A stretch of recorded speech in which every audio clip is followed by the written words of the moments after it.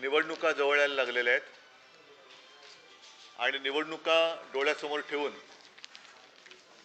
हे महाबिघाडी सरकार फसव्या घोषणांचा पाऊस पडायला लागलेला आहे। त्यांना असं वाटते की त्यांनी आतापर्यंत जो काही कारभार केलाय तो सगळा कारभार जनता विसरेल आणि फसव्या योजनांना बळी पडून यांना मतदान करेल अशी त्यांची एक वेडी आशा आहे। मग या योजनांमध्ये लाडकी बहीण अशा बऱ्याच काही घोषणा आहेत।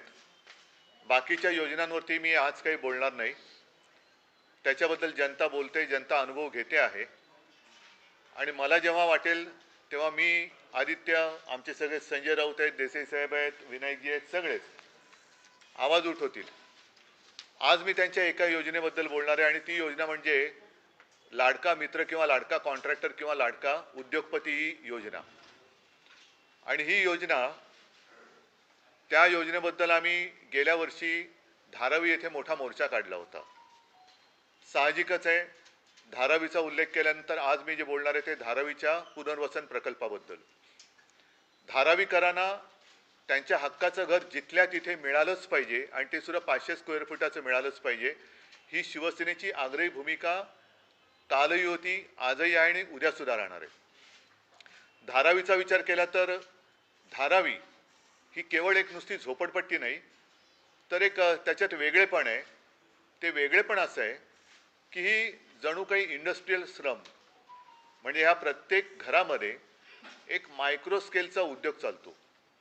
मग त्याच्यामध्ये काही ठिकाणी कुंभार पण आले, अगदी इडलीवाले आले, चामड्याचा उद्योग करणारे आले, कुंची कोरवे आले, बऱ्याच गोष्टी आहेत। आणि त्या उद्योग धंद्यांचं करणार काय हा एक प्रश्न अजूनही अनुत्तरित आहे। आम्ही मोर्चा काढला होता, तो मोर्चा जो एक बेसुमार TDR काढून अडाणीला द्यायचा त्यांचा जो डाव आहे, जो आम्ही उधळून लावणार आहोत, तो कधीही यशस्वी होऊ देणार नाही आहोत। मुंबईभर अडाणींकडनंच TDR विकत घेतला पाहिजे ही एक जबरदस्तीची अट त्यांनी त्याच्यात टाकलेली आहे, त्याच्या विरुद्ध तर आम्ही दंड थोपटलेले आहेतच। मात्र गेल्या आठवड्यात काही बातम्या आल्या, त्या बातम्या पाहिल्यानंतर ह्या योजनांच्या सगळ्या फसव्या धुरळ्यामागे त्यांच्या कॉन्ट्रॅक्टर मित्राचं कसं ते चांग भलं करू इच्छित आहेत ते आम्ही तुम्हाला आज दाखवत आहोत। एकूण काय तर मोदी आणि शहा गुजरातला मुंबईची गिफ्ट सिटी पळून नेलेली आहे आणि मुंबईला अदानी सिटी करण्याचा त्यांचा डाव आहे। म्हणजे कदाचित उद्या हे मुंबईचं नावही बदलतील आणि मुंबईचं नाव अदानी सिटी करतील। अर्थात ते आम्ही कदापि होऊ देणार नाही। जर का त्यांना उदाहरणच पाहायचं असेल तर संयुक्त महाराष्ट्र चळवळीचं उदाहरण त्यांच्या डोळ्यासमोर आहे, किंवा त्यांनी नसेल तर ते पाहावं की कसा मराठी माणूस एकवटला तर अनेक जणांच्या डोक्यात जो अहंकार घुसला होता, अगदी यावश्चंद्र दिवाकरो वगैरे, तो उधळून लावतो आणि मराठी माणूस मुंबई वाचवतो। आज मुंबईकरांना मी आवाहन करतो आहे की आपण, मध्ये मी बातमी वाचली की मुंबई बचाव समिती, मुंबई बचाव वगैरे नाही, मुंबई रक्षक समिती पाहिजे। आणि मुंबईमध्ये जे काही एकूण ह्यांचे चाळे चाललेले आहेत, मुंबईला लुटायचं, मुंबईची तिजोरी रिकामी करायची आणि मुंबईला भिकेला लावायचं यांचं कारस्थान आहे, ते आम्ही कदापि होऊ देणार नाही। आज मी आपल्याला बोलवलं ते एवढ्यासाठी की अडाणीला हे टेंडर दिलं गेलं, त्यावेळेला टेंडरमध्ये नसलेल्या काही गोष्टी ह्या आज त्या देऊ करतायत। म्हणजे एकतर वारेमाप FSI, मुळामध्ये जर का धारावीचा प्रकल्प आपण पाहिला तर 590 एकरचा हा एकूण भूखंड आहे। त्या 590 मध्ये 300 एकर हा गृहनिर्माणसाठी आहे किंवा तिथे घर आहेत। मग बाकीचा जो आहे त्याच्यामध्ये माहीम नेचर पार्क, नंतर मग टाटाचं ते पॉवर स्टेशन आहे, रिसिव्हिंग सेंटर वगैरे काय काय गोष्टी आहेत। आणि एकूण टेंडरमध्ये जर का तुम्ही बघाल तर कुठेही वाढीव TDRचा उल्लेख नाही आहे। त्याच्यानंतर आता जे काही तिकडे चाललेलं आहे की सर्व घरांना ते एक नंबर देत आहेत, म्हणजे धारावीकरांना पात्र अपात्रतेच्या चक्रव्यूहात अडकून हाकलून द्यायचं। आम्ही एकाही धारावीकराला तिथून जाऊ देणार नाही। आम्ही प्रत्येक धारावीकराच्या मागे उभं राहू, पण पात्र अपात्रतेचा निकष लावून धारावी रिकामी करायची आणि मग रिकामी केलेली ही धारावी अदानीच्या घशामध्ये अलगद जाईल की जिकडे पुन्हा भूखंडाचा श्रीखंड ओरपाले हे सगळे तयार। मुख्य मुद्दा काय आहे की हे सगळे जे काही कारस्थान आहे ते मुंबईचं नागरी संतुलन बिघडवण्याचा हा डाव आहे. नागरी संतुलन, आपण मानसिक संतुलन बोलतो, मानसिक संतुलन बिघडलेली माणसं आपल्याला माहिती आहेत कोण आहेत, काय काय करतायत. काही जणांच्या मानसिकतेला सुद्धा बुरशी आलेली आहे, त्याच्यामुळे अशी सगळी माणसं आहेत ती याच्या मागे आहेत. नागरी संतुलन मी एवढ्यासाठी म्हणतोय की त्यांनी जी काही जागा 590च्या वरती मागितलेली आहे, 540 एकर, म्हणजे मुळामध्ये बघा की धारावी 590 एकरची आहे. प्रत्यक्ष टेंडरमध्ये सुद्धा धारावी नोटिफाईड एरियामध्ये जे काही लागेल सहकार्य ते सरकार करेल असं नमूद केलेलं आहे आणि त्याच्यात काही गैर आहे असं माझं म्हणणं नाही आहे. कारण प्रत्येक प्रकल्पाला जर काही सरकारकडनं सहाय्य आवश्यक असेल तर ते दिलं गेलं पाहिजे, याच्याबद्दल दुमत असण्याचं कारण नाही आहे. पण आता पात्र अपात्र हे ठरवताना नंबर एवढे वाढवायचे की आता त्याच्यामध्ये हा प्रकल्प होऊच शकत नाही, मग आम्हाला अधिकची जागा पाहिजे. आता ही अधिकची जागा कोणती, तर कुर्लाची मदर डेअरी आहे, दहिसरचा टोल नाका आहे ज्याच्याबद्दल विनोद घोसाळकरनी आवाज उठवलेला आहे, मुलुंडचा टोल नाका आहे, त्याच्यानंतर मुंबईची मिठागृह आहेत. अनेक ठिकाणी जवळपास आम्ही माहितीच्या अधिकारामध्ये ह्या 20 जागा आहेत त्याची यादी आहे. हे माहितीच्या अधिकारात मिळवलेले हे संपूर्ण हा कागद आहे आणि त्याच्यामध्ये अनेक जागा म्हणजे मातृदुग्ध शाळेची कुर्ल्याची तुम्हाला म्हटलं तसं अनेक ठिकाणी अंदाजे क्षेत्रफळ माहिती उपलब्ध नाही, कुठे 21 एकर, 46 एकर, 18 एकर, बऱ्याच ठिकाणी माहिती उपलब्ध नाही. एक तर महत्त्वाचा प्रश्न काय आहे की धारावीचा आराखडा कोणाला माहिती आहे का, धारावी नक्की कशी विकसित होणार आहे हे माहिती आहे का, ह्याचा कुठेही उल्लेख नाही आहे. आणि अचानक हे सरकार लाडक्या मित्रासाठी, कोणाचा मित्र तुम्हाला माहिती आहे, त्या लाडक्या मित्रासाठी वेगवेगळ्या ठिकाणी झोपडपट्टी योजनेतून जागा अधिग्रहित करायला लागलेले. हा काय प्रकार आहे, कोणासाठी करताय. आणि मग जिथे मुंबईचे इतर प्रकल्प होणार आहेत त्या ठिकाणाला तुम्ही नख का लावताय, अगदी वाघ नख नसलं तरी सरकारी नख त्याला का लावता आहात. आणि मग धारावीची लोक आहेत, या धारावीच्या प्रत्येक घरात उद्योग आहे. मूळ कल्पना अशी होती की तिथे जी काही एक रेल्वेची लँड आहे त्या रेल्वे लँडमध्ये पहिल्यांदा घरं बांधायची, तिथे धारावीकरांना ट्रान्झिट कॅम्पमध्ये नव्हे तर घरामध्ये शिफ्ट करायचं. प्रत्येक घरामध्ये जो काही उद्योग असेल, कारण त्यांची रोजीरोटी त्याच्यावरती आहे. जर यांना ट्रान्झिट कॅम्पमध्ये हलवलं, मिठागरात हलवलं, इन्फ्रास्ट्रक्चर कोण देणार, अदानी देणार. दहिसरच्या टोल नाक्यावरती हलवलं, काय म्हणून हलवायचं, तिकडे आम्ही बस टर्मिनस मागतो, इतर काही गोष्टी आहेत, मुलुंडचा टोल नाका आहे. म्हणजे जिथे मुंबईचे इतर प्रकल्प आहेत जे मुंबईच्या एकूण जे आपण इन्फ्रास्ट्रक्चर म्हणतो त्याच्यासाठी गरजेचं आहे, तिथल्या जागा ह्या अदानीच्या घशात घालायच्या. तिथल्या धारावीचा TDR, पुन्हा या जागांचा TDR काढणार, कारण तिकडे गेल्यानंतर ही काही जागा अदानी सोडणार नाही. मग इथे हे किती काळ धारावीकर राहणार, तोपर्यंत त्यांच्या उद्योगधंद्याचं काय होणार, त्यांच्या रोजीरोटीचं काय. इडलीवाले म्हणजे आज शहराला मोठ्या प्रमाणावरती जी काही इडली पुरवली जाते तिथले बरेचसे इडलीवाले बाबूराव तिथे आहेत, चांबड्याचे सुद्धा बरेचसे उद्योग तिकडे आहेत. त्याच्यानंतर कुंभार आहेत, कुंची कोरवे, अनेक गारमेंट बनवणारे आहेत, कोळीवाडा आहे. ही लोक तुम्ही ट्रान्झिट कॅम्पमध्ये हलवल्यानंतर तुम्ही त्यांना घरं, एक साधारण म्हणजे इथली झोपडपट्टी आहे ती झोपडपट्टीतनं चांगली घरं द्यावं ही योजना असताना तुम्ही इथल्या झोपडपट्टी धारकांना उचलून त्यांना पात्र अपात्रेचा निकष लावून मिठागरात किंवा इतरत्र पुन्हा झोपडपट्ट्यांमध्ये फेकणार. मग धारावी तुम्ही अदानीच्या घशात कशी घालणार.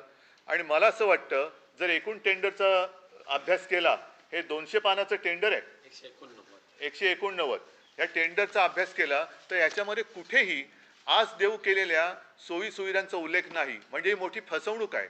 म्हणजे इतर त्यावेळेला ज्यांनी टेंडरमध्ये सहभाग घेतला होता त्यांच्यापैकी कोणीतरी जर का कोर्टात गेलं तर हे टेंडर रद्द होऊ शकतं. आणि आमचं म्हणणं आहे की अदानीसाठी जर तुम्ही मुंबईची विल्हेवाट लावणार असेल तर टेंडर रद्द करा.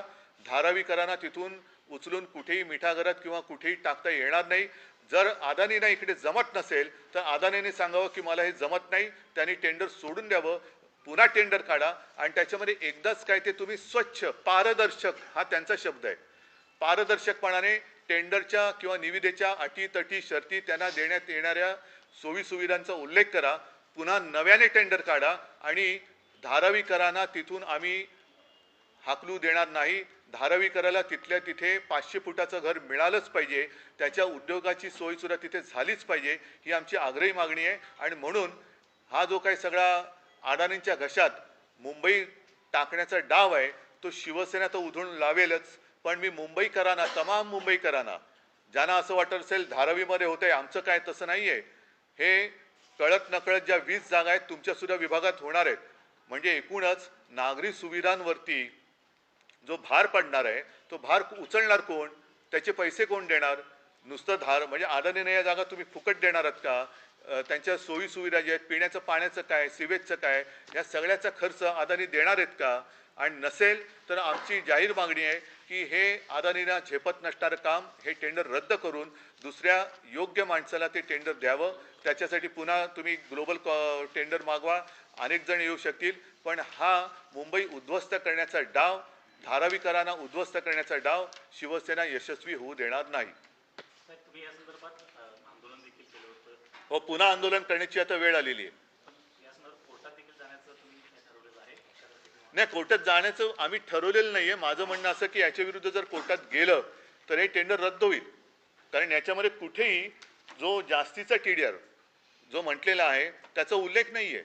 आणि हा TDR म्हणजे कित्येक फुटाचा अजून त्याचा हिशोबच लागत नाही किती TDR त्यातनं जनरेट होणार आहे.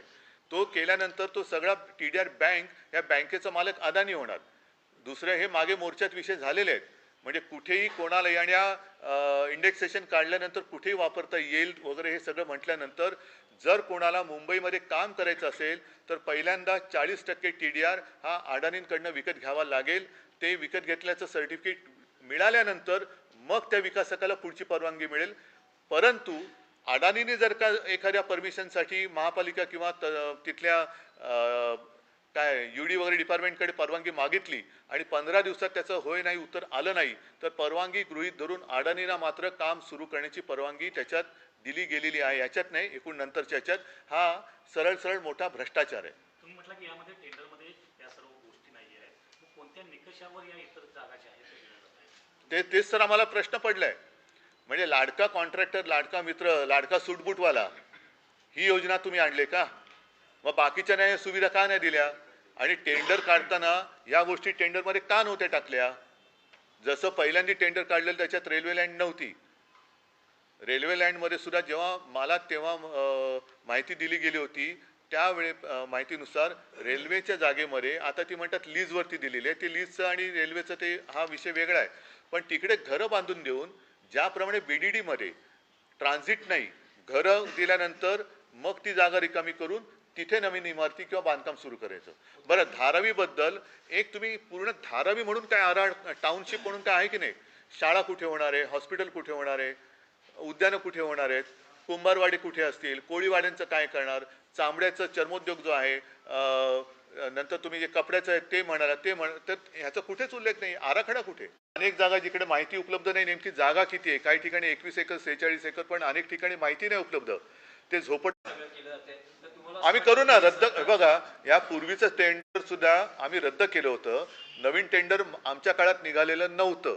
जर ते आमच्या काळात निघालं असतं तर आम्ही त्याच्यामध्ये ज्या काही अटी तटी शर्ती टाकलेल्या होत्या त्याचप्रमाणे याचा विकास केला असता. या अधिकच्या सोयी सवलती आम्ही देणार नाही. त्याच्यात धारावीकरांचं हित बघून मग आम्ही गरज असेल तर नवीन सुद्धा टेंडर काढू. सर्वे जेव्हापासून सुरू आहे तेव्हापासून पात्र आणि अपात्र यामध्ये अपात्रांची जास्त संख्या होते. हो, धारावी बचाव हो, समितीचं देखील हेच म्हणणं आहे की विनाकारण अपात्र केलं जातंय, विशेषतः दुसऱ्या आणि तिसऱ्या मजल्यावरचे जे काही झोपडपट्ट्या त्यांच्याविषयी काय ते अनेक जण नाही. म्हणून माझं काय म्हणणं आहे की तुम्ही धारावीचा विकास म्हणजे नेमका काय याची व्याख्या करा. धारावीचा विकास म्हणजे अदानींचा विकास नाही. तिथे राहणारे जे काय आहेत तिथल्या सगळ्यांना तिथे घरं देऊन मग तुम्ही विकास करा. आणि जर हे त्या विकासकाला झेपत नसेल तर त्यांनी सरळ सांगावं की मला झेपत नाही, मी हे करू शकत नाही, नवीन टेंडर काढा, सगळ्या गोष्टी त्याच्यात टाका. पण त्याच्यासाठी मुंबईची विल्हेवाट लावत आहेत. एक तर सगळ्या TDR मुंबईभर वापरायला अडाणीनं मोकळीक दिले. ह्या धारावी या सगळ्या विषयावरती मी पुढच्या आठवड्यात बोलेन. मला असं वाटतं आजचा हा विषय महत्त्वाचा आहे, त्याच्यामुळे बोलो. धारावी का मुद्दा मैंने आज नहीं लिया है. आप सभी को याद होगा पिछले साल हमने धारावी मतलब क्या है, धारावी सिर्फ नाम नहीं है, धारावी में रहने वाले जितने सारे लोग हैं उनके लिए हमने एक मोर्चा भी निकाला था. और उस वक्त भी जो हमारी मांग थी आज भी वही है कि हर एक धारावी कर जो है उनको वहीं पर जहां वो रह रहे हैं वहां से कम 500 स्क्वायर फुट का घर मिलना ही चाहिए। और साथ ही साथ धारावी एक ऐसी झुग्गी झोपड़ी है, झोपड़पट्टी है कि शायद उसको हम कहें इंडस्ट्रियल स्लम। हर घर में उद्योग चल रहा है, वहाँ पर कुछ काय म्हणायचं त्याला कुंभार भी है, वहाँ इडली बनाने वाले लोग भी हैं, चर्मकार भी लोग हैं। सारे लोग अपने अपने घर में अपनी रोजी रोटी का इंतजाम कर रहे हैं। उनका क्या होगा?